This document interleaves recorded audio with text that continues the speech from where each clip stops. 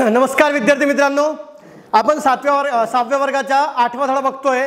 मौर्योत्तरकालीन भारत है ना, मौर्य नंतर आलेले भारतात राजे. त्याच्यामध्ये आपण बघितलं शुंग नंतर कण्व आले होते. कण्व नंतर भारतात इंडो ग्रीक आले. इंडो ग्रीक नंतर आपल्या भारतात शक आले. शक नंतर पल्लव आले आणि पल्लव नंतर कोण आला?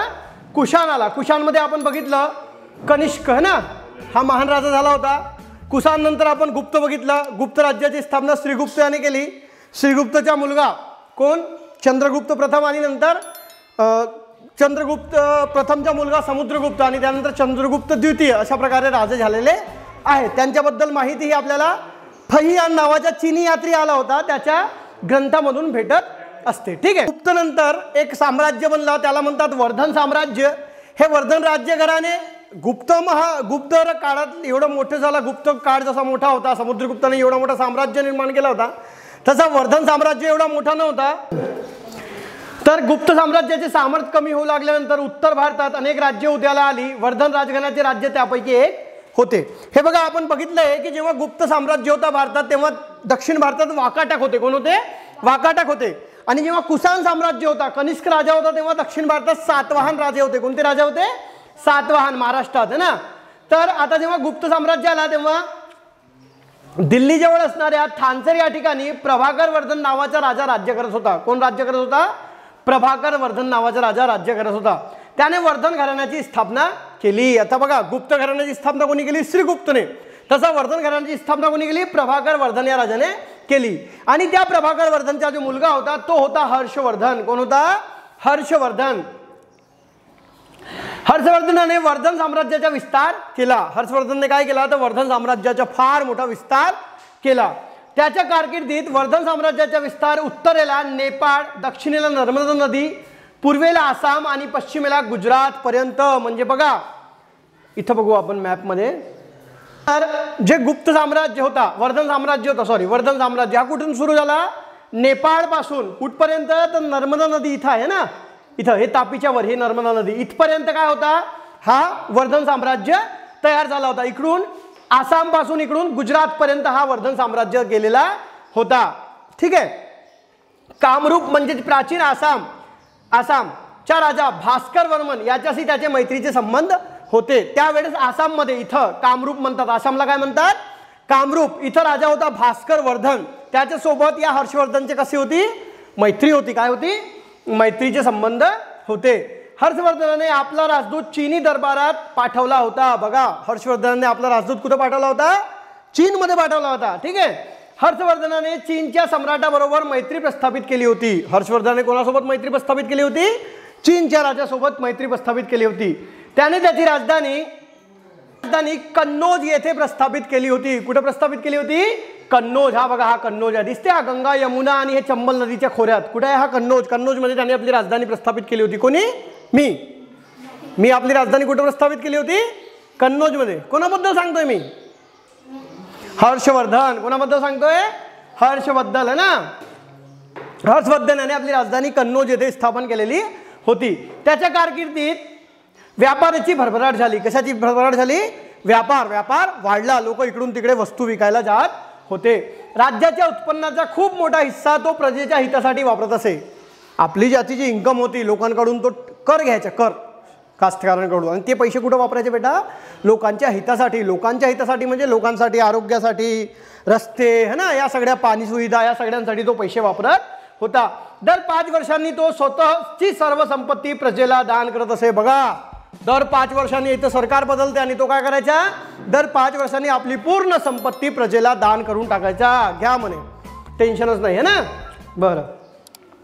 हर्षवर्धन दरबारातील राजकवी बाणभट्ट.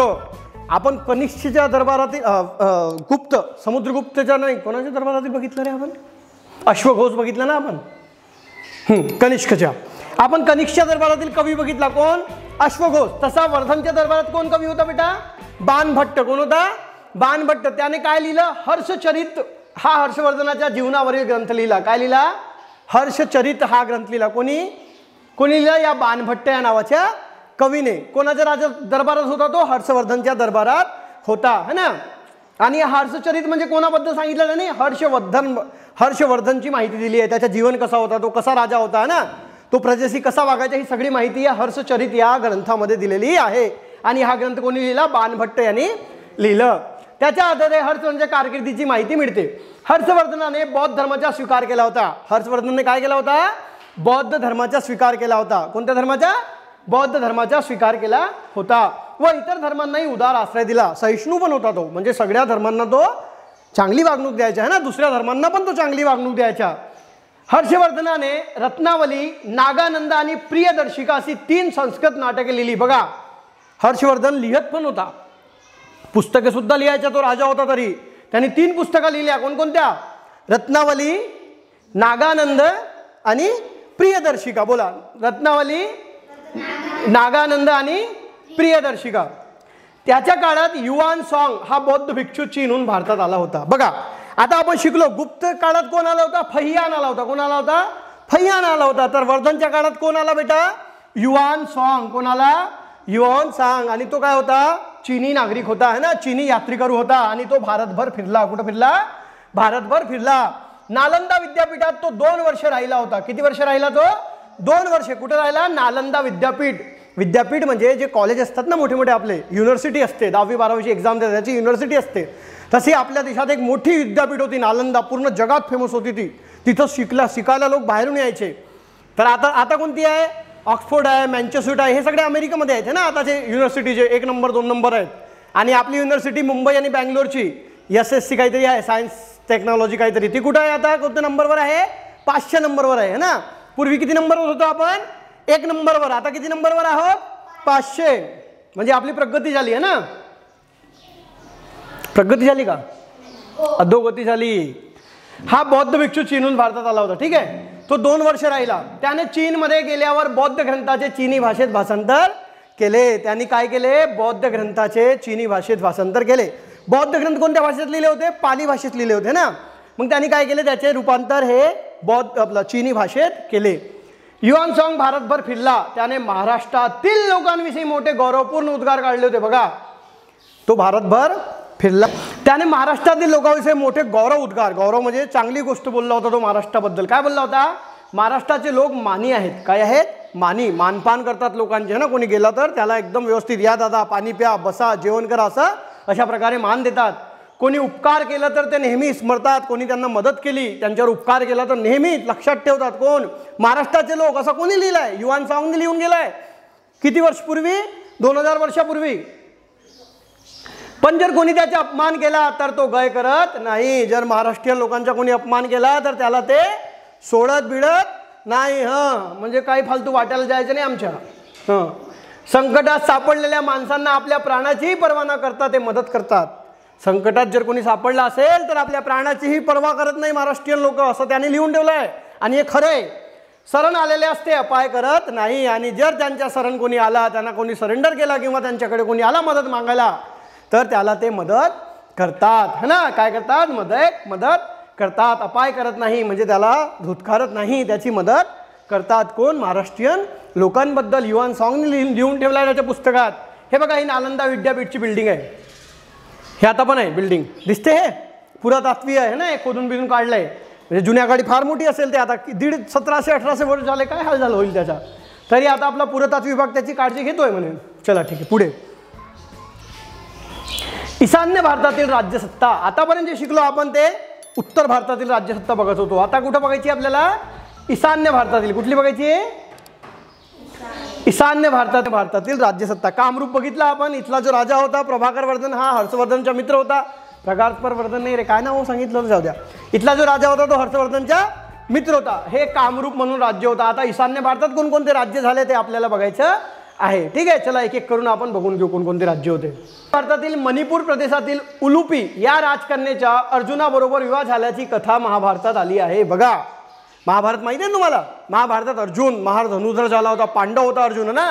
मग त्याचा जो लग्न आहे तो मणिपूरमधील उलुपी या राजकन्येशी झाला होता, असं महाभारतात कथा आहे. कामरूप हे राज्य इसवी सनाच्या 4थ्या शतकात उदयास आले होते. कामरूप हे राज्य केव्हा उदयास आले? इसवी सन 4थ्या शतकात. कोणत्या शतकात? 4थ्या, है ना, 4थ्या शतकात उदयास आले होते. पुष्यवर्मन हा कामरूप राज्याचा संस्थापक होय. कामरूपचे संस्थापक कोण आहे? पुष्यवर्मन. समुद्रगुप्ताच्या अलाहाबादात येथील स्तंभलेखात त्याचा उल्लेख केलेला आहे. आपण बघितलं समुद्रगुप्ताचे स्तंभालेख, प्रयाग प्रशस्ती म्हणतात त्याला, हा ना. इलाहाबादला आता प्रयागराज नाव झाला, तिथं भेटलेली एक प्रशस्ती आहे. स्तंभ म्हणजे दगडावर लिहिलेलं ते प्रशस्ती आहे. कोणाबद्दल? समुद्रगुप्ताबद्दल. त्या प्रशस्तीमध्ये सुद्धा यांचा उल्लेख आलेला आहे. कोणाचा? हे कामरूप राजांच्या ना, पुष्यवर्मनच्या. कामरूप राजाचे अनेक कोरीव लेख उपलब्ध आहेत. कामरूप राजाचे भरपूर कोरीव दगडावर कोरून लिहिलेले लेख उपलब्ध झालेले आहेत. प्रयाग ज्योतिष या नावाने केलेला है ना, बघा महाभारत आणि रामायण या महाकाव्यामध्ये, महाभारत आणि रामायण हे आपले काव्य आहेत मोठे मोठे, त्यांच्यामध्ये प्राग ज्योतिष या नावाने केलेला आहे. कामरूपचा उल्लेख काय केलेला आहे बेटा? प्राग ज्योतिष. कामरूपला काय? कामरूपला आताचं नाव आसाम आहे, नंतर कामरूप पण नाव आहे, आणि आपल्या महाभारत आणि रामायणमध्ये काय लिहिलेलं आहे? प्राग ज्योतिष या नावाने उल्लेख केलेला आहे. प्राग ज्योतिषपूर ही त्याची राजधानी होती. काय राजधानी होती कामरूपची? प्राग ज्योतिषपूर. प्राग ज्योतिषपूर म्हणजे आजचे आसाम राज्यातील गुवाहाटी शहर. कोणता शहर? गुवाहाटी. हा शहर म्हणजे प्राग ज्योतिषपूर होय. Periplus of the Erythraean sea या पुस्तकात त्याचा उल्लेख किरादिया म्हणजे किरात लोकांचा प्रदेश असा केलेला आहे. हे बघा, ही पेरिप्लस एक पुस्तक आहे, त्या इतिहासाची पुस्तक आहे, इतिहासाबद्दल माहिती भेटते. या पुस्तकात हे जे प्राग ज्योतिषपूर आहे किंवा हे जे कामरूप आहे त्याचा उल्लेख काय केलेला आहे? किरादिया. किरादिया म्हणजे किरात लोकांचा प्रदेश. किरात लोक, किरात म्हणजे एक जात असेल त्यांचा प्रदेश म्हणजे काय? तर किरादिया. कामरूप राज्याचा विस्तार ब्रह्मपुत्र नदीचे खोरे, भूटान, बंगालचा काही भाग आणि बिहारचा काही भाग या प्रदेशामध्ये झालेला होता. कामरूप प्रदेश कुठे कुठे होता? भूटान. आता बघा या मॅप मध्ये दाखवतो तुम्हाला मी. कामरूप प्रदेश कुठे कुठे होता बेटा? भूटान. हा इथं भूटान आहे, ठीक आहे, भूटान मध्ये होता. इकडे हा बांगलादेश, बिहार वगैरे, इथं पण हा कामरूप प्रदेश होता, है ना. चला, बिहारचा काही भाग, इथं बिहार राज्य आहे आपल्या देशात, इथं हा पण भाग कामरूप मध्ये होता. म्हणजे हा पूर्ण एरिया कामरूप देशाचा होता. कामरूपला प्रागज्योतिषपूर म्हणतात, है ना. महाभारत रामायणमध्ये याची राजधानी होती गुवाहाटी. गुवाहाटीला प्रागज्योतिषपूर म्हणायचे पूर्वी. याचा राजा कोण? पुष्यवर्मन यांनी त्या कामरूप राज्याची स्थापना केलेली होती, है ना. ईशान्य भारतातील कामरूप राज्यात युआन सॉन्ग गेला होता. त्यावेळी भास्कर वर्मन हा तेथील राजा होता. आता बघा, भास्कर वर्मन कोणाचा मित्र होता?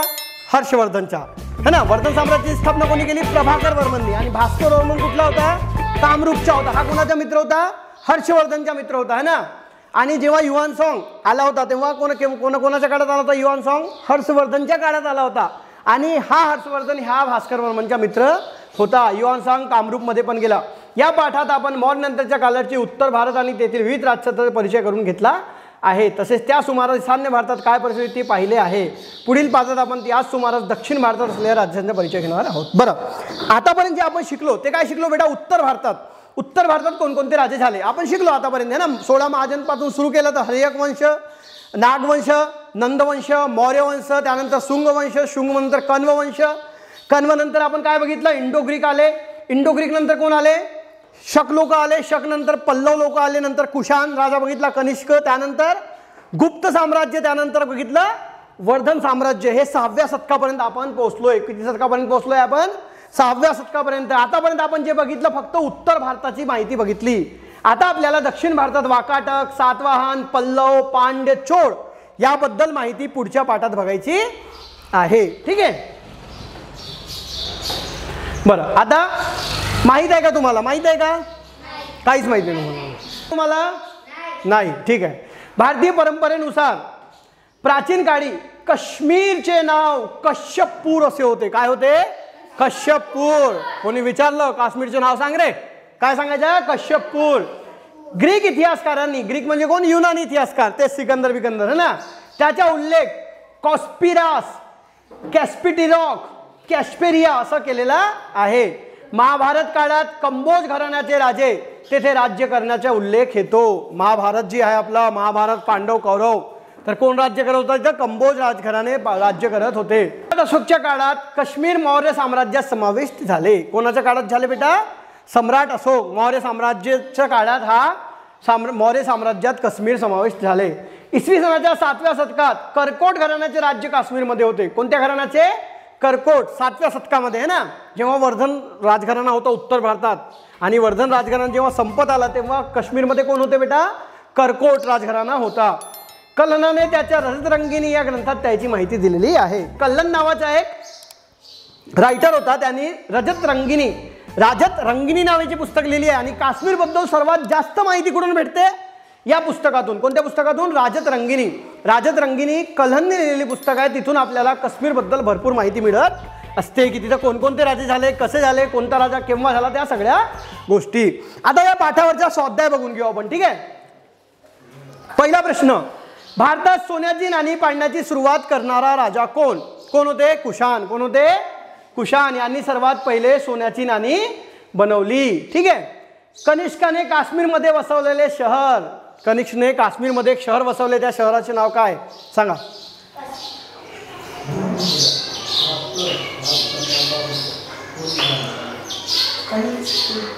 हा, गुड. कनिष्कपूर. काय शहर होता? कनिष्कपूर. गुड बेटा, कनिष्कपूर. वीणा वादनात प्रवीण असलेला राजा कोण? कोण वीणा वाजवत होता रे? त्याच्या सिक्क्यावर फोटो आहे वीणा वाजवताना. समुद्रगुप्त. कोण? समुद्रगुप्त. याला कनिष्कपूर. ठीक आहे. हा समुद्रगुप्त. बरं, कामरूप म्हणजे कोणता राज्य आताच्या? आसाम. कोणता आहे? आसाम. ठीक आहे.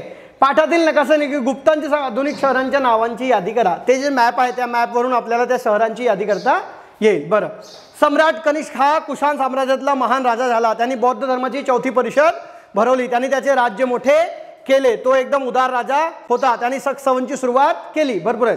मैरोली येथील लोहस्तंभ. मैरोली येथील लोहस्तंभ आहे ना. हे लोहस्तंभ बद्दल काय सांगितलं मी? आता पण गंजलेला नाही आहे. किती वर्ष झाले? 1500 वर्ष झाले तरी हा लोहस्तंभ गंजलेला नाही. काय केलंय त्या तंत्रज्ञानाबद्दल आपल्याला पण माहिती नाही आहे ना. गुप्त साम्राज्यामध्ये आपण हे बघितलं, मेहरोली इथला लोहस्तंभ. ठीक आहे. पाठातील विविध ग्रंथ आणि ग्रंथकार यांच्या नावांची यादी करा. बरं, पाठात कोणकोणते ग्रंथकार आले बेटा? एक तर कल्हण, आताच बघितलं आपण. कल्हणनी काय लिहिलं बेटा? रजत रंगिनी है ना. बरं, अजून काय? अश्वघोष आला होता ना, अश्वघोष. बाणभट्ट आला की नाही? बाणभट्ट. पण बाणभट्टने काय लिहिलं रे? हर्षचरित्र लिहिलं. काय लिहिलं? हर्षचरित्र. अश्वघोषने काय लिहिलं? वज्रसूची नावाची पुस्तक लिहिली. काय लिहिली? वज्रसूची. कल्हणने रजत रंगिनी. त्यानंतर हर्षवर्धनने 3 पुस्तकं लिहिली. कोणकोणती? नागावली. अजून काय सांगितलं होतं मी? प्रियदर्शिका. अजून एक